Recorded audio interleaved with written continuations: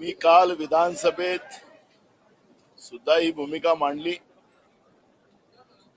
ज्या पद्धतीनं राज्याचे मुख्यमंत्री यांनी महाराष्ट्राच्या जनतेला एक प्रकारे धमकवण्याचं काम केलं आणि मी स्वतः म्हणजे महाराष्ट्र अशी जी भूमिका गर्वानी राज्याच्या मुख्यमंत्र्यांनी विधानसभेत व्यक्त केली, त्यांचा गर्व, त्यांच्या पक्षाचा गर्व महाराष्ट्राची जनता उतरवेल। कारण की तुम्ही क्रेडिट घेता स्वतः की आमच्यामुळे आम्ही हे मिसिंग लिंक बांधलं, सगळं डेव्हलपमेंट आम्ही करतो आहे, पण त्याच्यामध्ये ज्या काही चुका झाल्या, त्याच्यामध्ये जो काही भ्रष्टाचार झाला, त्याच्यामध्ये लोकांचा जीव गेला, लोकांची गैरसोय झाली, तर त्याची जबाबदारी घ्यायला कोण दुसरे बाहेरचे लोक येणार? आणि म्हणून जे वक्तव्य महाराष्ट्राच्या इतिहासामध्ये पहिल्यांदा राज्याच्या मुख्यमंत्र्यांनी राज्याच्या जनतेला धमकवलं, त्यांनी जाहीर माफी या महाराष्ट्राच्या जनतेची मागावी, ही भूमिका आमची आहे। कारण की सोशल मीडियावर किंवा माध्यमामध्ये हे सगळे भाड्याचे टट्टू असतात, यांनी एक प्रकारे नुसतं मीडियाच्याच लोकांचं नाही तर महाराष्ट्राच्या जनतेचा अपमान करण्याचं काम देवेंद्र फडणवीसांनी केलेलं आहे। आणि म्हणून मी तुम्हाला सांगितले की त्यांनी जाहीर माफी महाराष्ट्राच्या जनतेची मागावी, ही भूमिका आमची आहे। आणि मी काल पण सांगितलं की मिसिंग लिंक मध्ये पर किलोमीटर 540 कोटी रुपये आपण खर्च केलेले आहेत। सोन्याचा रस्ता तर नाही आहे, पूर्ण सोनच एका किलोमीटरला लावून टाकलेलं आहे।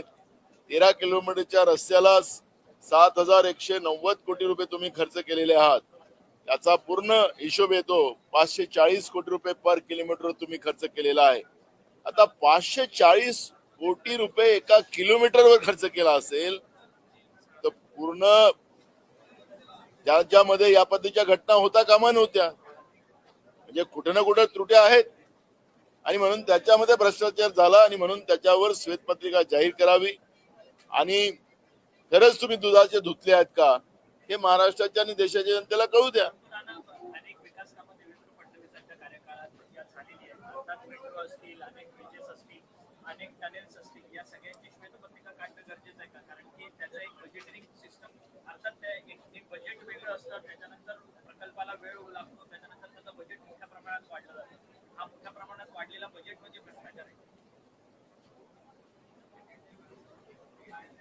फडणवीसाचं सरकार 2014 पासून महाराष्ट्रामध्ये आलेलं आहे।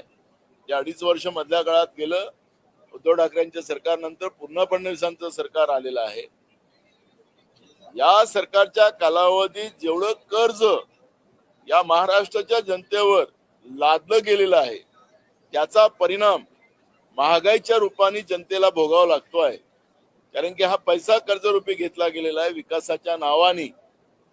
या पैशाची सगळी जबाबदारी राज्याच्या जनतेवर जाते। ते फडणवीस आपल्या घरचं देणार नाही किंवा त्यांचं सरकार आपल्या घरचा पैसा देणार नाही। कर्जरूपी पैशाची वसुली महाराष्ट्राच्या जनतेकडून केली जाईल, महागाई रूपाने पैसे घेतले जातील, टॅक्स रूपाने घेतला जाईल, जीएसटीच्या रूपाने घेतला जाईल आणि महाराष्ट्राच्या जनतेच्या खिशातल्या पैशाचं त्या ठिकाणी वसुली केली जाईल। अशा पद्धतीचं हे धोरण असतं। तुम्ही विकास करा, त्याला विरोध नाही। मी काल पण मिसिंग लिंकच्या बाबत सांगत होतो की मिसिंग लिंक ही काँग्रेसच्या काळात सुरू झालेली होती, पण त्याच्यामधला जो प्रस्ताव आला होता 3000 कोटीचा, तो आमच्या सरकारला त्याला वाटलं की हे जास्त पैसे होतात आहेत, टेक्नॉलॉजीचा काही प्रॉब्लेम होते, अशा त्रुट्या त्याच्यामध्ये आल्यात आणि म्हणून 14 त्रुट्या त्याच्यामध्ये काढून याला पूर्ण स्पष्टीकरण आपण द्यावं, जेणेकरून कॅबिनेटमध्ये जाऊन मिसिंग लिंक आम्हाला करता येईल, ही अपेक्षा आमची होती। पाय जेवढं असेल तेवढेच पाय जेवढं चादर असेल तेवढेच पाय पसरवले जातात। दिवाळी कर्ज काढून साजरी केली जात नाही, नाहीतर दिवाळा निघतो। पण फडणवीस सरकार आणि मोदी सरकार देश आणि राज्य चालवत असताना देशावर कर्ज घेऊन, राज्यावर कर्ज घेऊन, राज्याच्या जनतेवर कर्ज घेऊन दिवाळी साजरी करतात आहेत आणि या राज्याचा आणि देशाचा दिवाळा काढताय। आणि म्हणून हे सगळ्या कामाचं एक श्वेतपत्रिका जाहीर करावी, किती कर्ज घेतलं गेलं, कोणत्या कामावर घेतलं गेलं, त्याचे एस्टिमेट काय होते, प्रत्येक किलोमीटरला 540 कोटी रुपये तुम्ही खर्च केलेत का, या सगळ्या गोष्टीचं विवरण त्या ठिकाणी त्यांनी मांडावं आणि दूध का दूध पाणी करावं. कारण की आता फडणवीस सरकार हे आरोपाच्या पिंजऱ्यामध्ये फसलेली आहे आणि आरोपीच्या पिंजऱ्यामध्ये फसल्यामुळे या सरकारला त्यांची वास्तविकता लोकांसमोर ठेवणं ही काळाची गरज आहे. हे शाहू फुले आंबेडकरांचा महाराष्ट्र आहे आणि या महाराष्ट्रामध्ये अशा लुटारू लोकांचं कुठली किंमत होत नाही, हे या ठिकाणी मी ठामपणे सांगतो. कर्जमाफी जाहीर केली मात्र अजूनही त्याचा लाभ मिळत नाहीये. 7 तारखेची डेडलाईन होती, ती सुद्धा पुढे गेली. असं म्हटलं जातं की इन्कम टॅक्स कडनं माहिती घेतली जाणार, जे लाडक्या बहिणी योजनेमध्ये झालं ते तिथे होणार नाही यासाठी दक्षता घेतली जाते. बघा, सरकार जेव्हा तारीख पे तारीख देते याचा अर्थ सरकारची आर्थिक परिस्थिती काय हे आपल्याला कळत आहे. ज्या दिवशी सरकारने तारीख दिली असेल शेतकऱ्यांचं कर्ज माफ करायचं, म्हणजे याचा अर्थ सरकारने ते तपासलं होतं, ते तपासून सरकारने घोषणा केली होती असं आपण मान्य करू.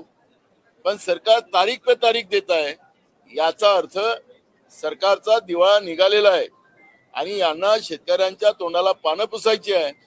आमची मागणी आजही आहे की शेतकऱ्यांचं सरसकट कर्ज माफ करावं, ही भूमिका आमची आहे आणि ते सरकारने करावी. सरकार या कर्जमाफीच्या माध्यमातून बँकांचा फायदा करायला निघालेले आहेत. वसुली अधिकारी झालेली आहे सरकार. तुम्ही हे पहिले कर्ज भरा, नंतर आम्ही तुमचं कर्ज माफ करू, या पद्धतीच्या अटी त्याच्यामध्ये टाकलेल्या आहेत आणि फक्त 25% शेतकऱ्यांचं कर्ज माफ होणार आहे. 75% शेतकऱ्यांचं कर्ज माफ या सरकारच्या घोषणेमध्ये होणार नाही, ही वास्तविकता त्या ठिकाणी आहे.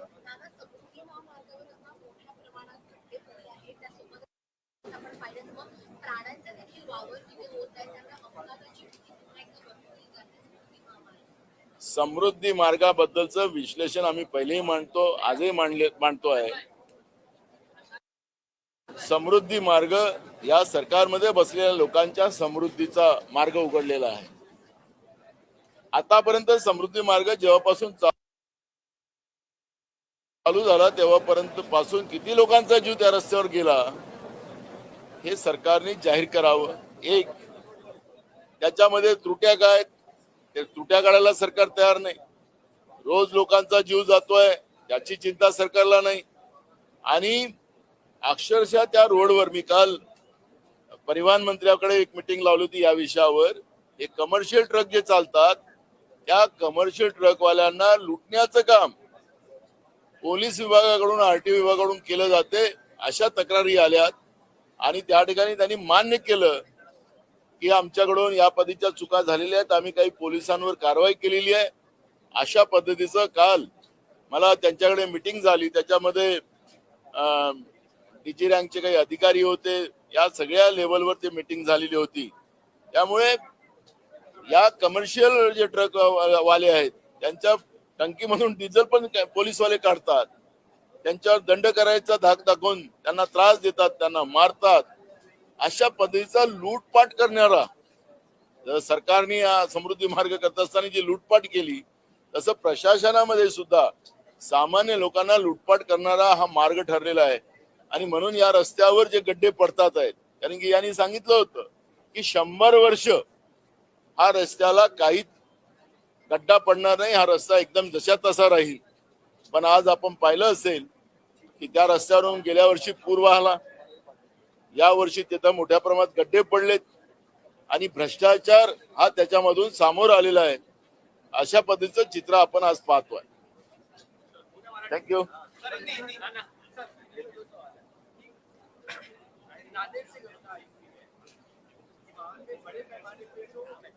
पाकिस्तानी लेबल वाला कॉस्मेटिक बैन था और बड़े पैमाने पर 5 से 60 लाख रुपए का माल है. पाकिस्तानी कॉस्मेटिक हमारे भाई लाने का महाराष्ट्र कानून में बहुत ज्यादा जो बैन है, एक बड़ी लापरवाही मामला है. इसके मामला है. देखो, अपने देश में जो दुनिया में जो चीजों को बैन है ऐसे चीजों का सर्रास वापर अपने देश में किया जाता है, ये कभी छुपा नहीं है। जो कॉस्मेटिक के बारे में आप बात करें कि नांदेड़ में पाकिस्तान का बैन लगा हुआ कॉस्मेटिक यहाँ पे बेचा जा रहा है, तो सीमाओं पे जो केंद्र सरकार, चौकीदार जी की सरकार है, वो सरकार क्या कर रही है? क्या सरकार सोई है? क्या ऐसे देश में इस तरह की चीजें लाकर देश की जनता का स्वास्थ्य बिगाड़ना चाहते हैं, या देश की जनता को आर्थिक लूट उसमें करना चाहती है? इसका जवाब देश के प्रधानमंत्री ने देना चाहिए। ये मांग हम करते हैं। पाकिस्तान से आओ या कोई भी देश से कोई माल आता हो, तो उसकी पूरी सीमाओं का केंद्र सरकार की जवाबदारी होती है, और उनके देखरेख में ये सब आ रहा है, इसलिए ये जवाबदारी उनके ऊपर फिक्स होती है।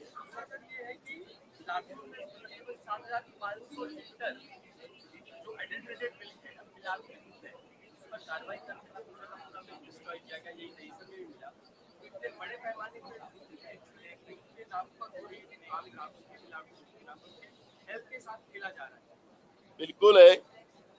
जो अभी जो नए आयुक्त आए तुकाराम मुंडे, इनने जिस तरह से कार्रवाई शुरू की है, ये मिलावट करने वाली जो व्यवस्था है, ये व्यवस्था को उससे तकलीफ तो बढ़ती जा रही है, लेकिन लोगों के स्वास्थ्य से खेलने के लिए देश लोगों को लूटने वाले लोग, उनको पनिशमेंट मिलना चाहिए, ये मांग हम करते हैं।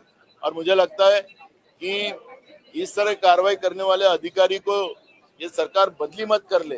अगर ये बदली कर दी तो मुझे लगता है कि सरकार ये एडल्ट्रेशन में सरकार का ही इन्वॉल्व है, इस तरह का कल सामने आएगा, ये मुझे लगता है। पहाड़ में आज वहाँ पर एक पार्षद है, नगर सेवक है, उन्होंने एक अधिकारी को मारने के वाटर रेलिंग नहीं मिल पा रहा था, उसको लेकर सेना की बातें और रमेश बात ने देखे हमें नगर सेवक नजर आते हैं। देखो, जिस तरह से सरकार में कल परसों का जो राज्य के मुख्यमंत्री का भाषण सुनने के बाद सरकार को किस तरह से सत्ता की जो मस्ती आई है, उसका दर्शन कल परसों मुख्यमंत्री के भाषण में भी आपने देखा है। ये तो महायुति का नगर सेवक है। अब इनका जो नगर सेवक भी, उसमें भी कितना पावर आ गया है कि महिला डॉक्टर को मारा, नर्सेस को मारा, और जब उसके ऊपर अटैक होने का काम हुआ तो वही हॉस्पिटल में एडमिट हुआ कि मेरी तबीयत खराब हो गई। मुझे लगता है कि पुलिस के माध्यम से उसकी तबीयत खराब न होते हुए भी उसको अंदर डाला गया होगा, और उसको जो अरेस्ट होने से बचाने का काम भी शासन कर रहा है क्या, ये प्रश्न इस निमित्त से खड़ा हुआ है। मैं आज ही अभी मीडिया में पढ़ रहा था कि कोर्ट ने भी ये कहा है कि हम ऑनलाइन साक्ष्य नहीं लेंगे, उन्हें खुद हाजिर रहना चाहिए। कोर्ट को मैं धन्यवाद दूंगा कि ऐसे लोगों को कड़ी से कड़ी सजा होना चाहिए।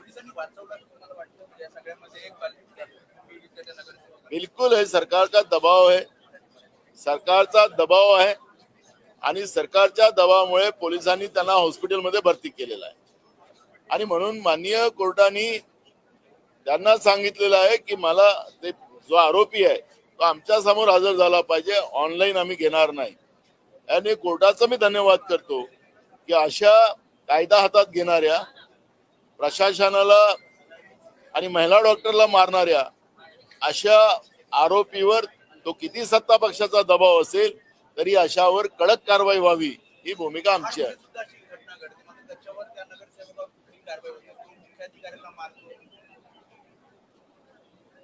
बघा, महाराष्ट्रामध्ये आज आम्ही कायदा सुव्यवस्थेवर मी बोलणार आहे।